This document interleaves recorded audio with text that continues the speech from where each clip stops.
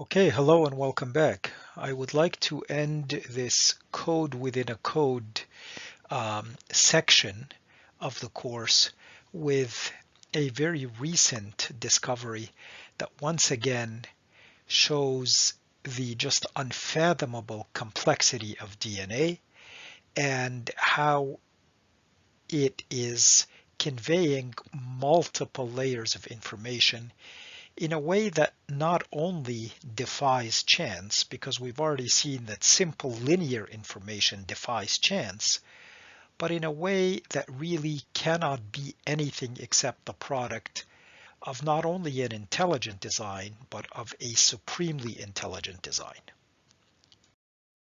To start this part off, I want to call uh, our attention to something that we probably haven't explicitly thought about.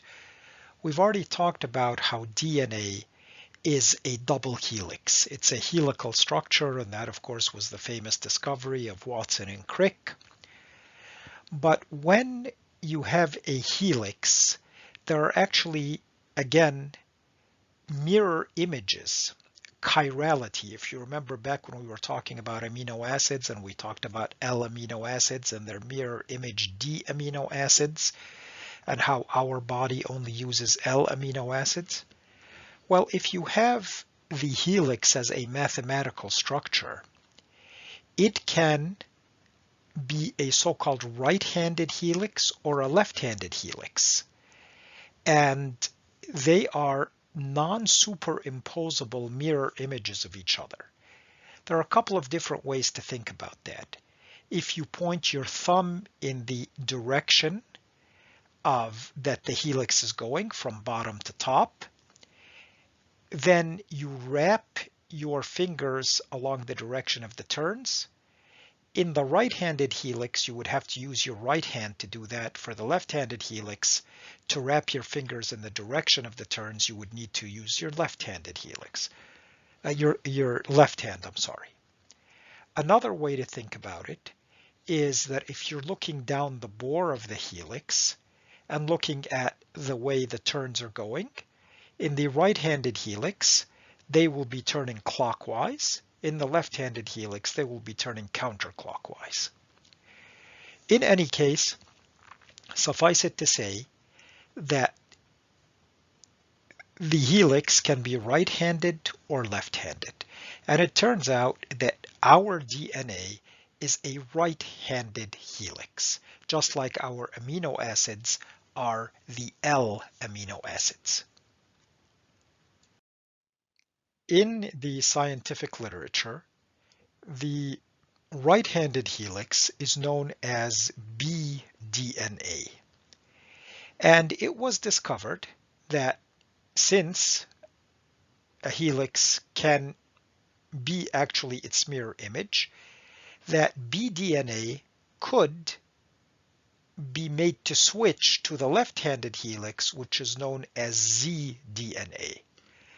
And for a long time, this was thought to be just an idle curiosity that had really no practical significance. And then very recently, it was discovered that within the normal stretches of bDNA, the right-handed helical DNA, that there are short stretches of zDNA, and that these occur dynamically, if you will, that sometimes they're there, sometimes the DNA will flip a short segment to the left-handed helix, and then unflip it again to the right-handed helix. And when it does that, if you flip from right to left, that is known as a BZ junction, the junction of bDNA with zDNA. And two of the bases then at that junction have to stick outside the helix. There's no other way to do it. And it turns out that DNA dynamically does this as a regulatory mechanism for when and how much and where RNA is to be transcribed. It helps with the regulation of RNA transcription. This was actually quite a stunning discovery. And if you look here at this article from The Scientist and look closely at the date, you see that this is June 2020. So you can see that we are now right at the cutting edge for when these lectures are being taped. And it has been discovered that this dynamic switching from bDNA to zDNA is part of the multiple layers of information that DNA uses not only to specify the RNA and the proteins, but to specify the regulation again of how and when, etc. And so let us read this quote from the article, and it is quoting one molecular biologist. For Herbert, the biological relevance of zDNA is massive, as he suspects that flips in DNA chirality influence how RNA molecules are processed across the genome. He suggests that the formation of zDNA and the localization of Z-binding proteins during transcription could quickly turn on and off the editing of RNA products at many active genes. And we've seen this editing in the form of splicing and so forth.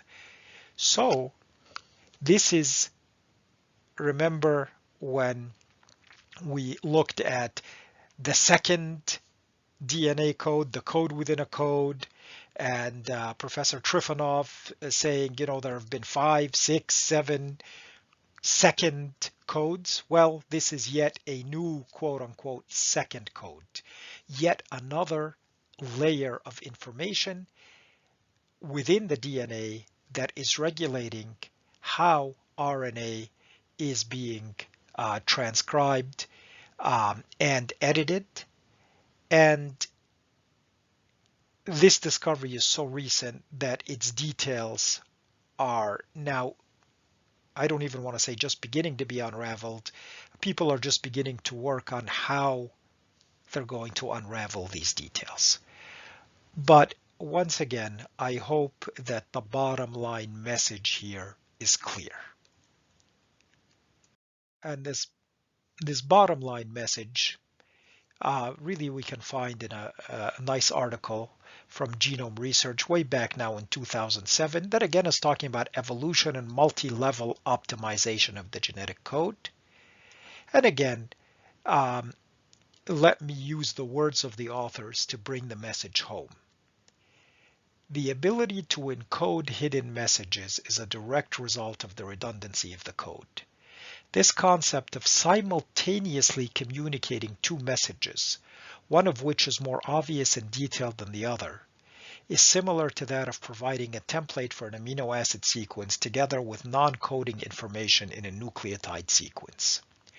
And we've seen now, sorry I'm going to interrupt the reading here, we've seen that DNA is not simultaneously communicating two messages, it's simultaneously communicating numerous messages. Now let's continue. As we learn more about the functions of the genetic code, it becomes ever clearer that the degeneracy in the genetic code is not exploited in such a way as to optimize one function, but rather to optimize a combination of several different functions simultaneously.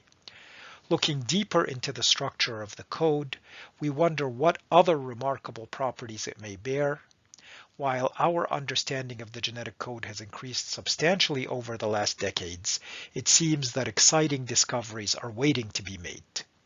And of course, the B and Z DNA has been just one of those discoveries, and God knows best what the future holds. But even with just what we know now, even if no more discoveries were made, I cannot think of a stronger case for intelligent design than the material that we have covered. I hope you'll keep joining us because there's still more to come. Assalamu alaikum.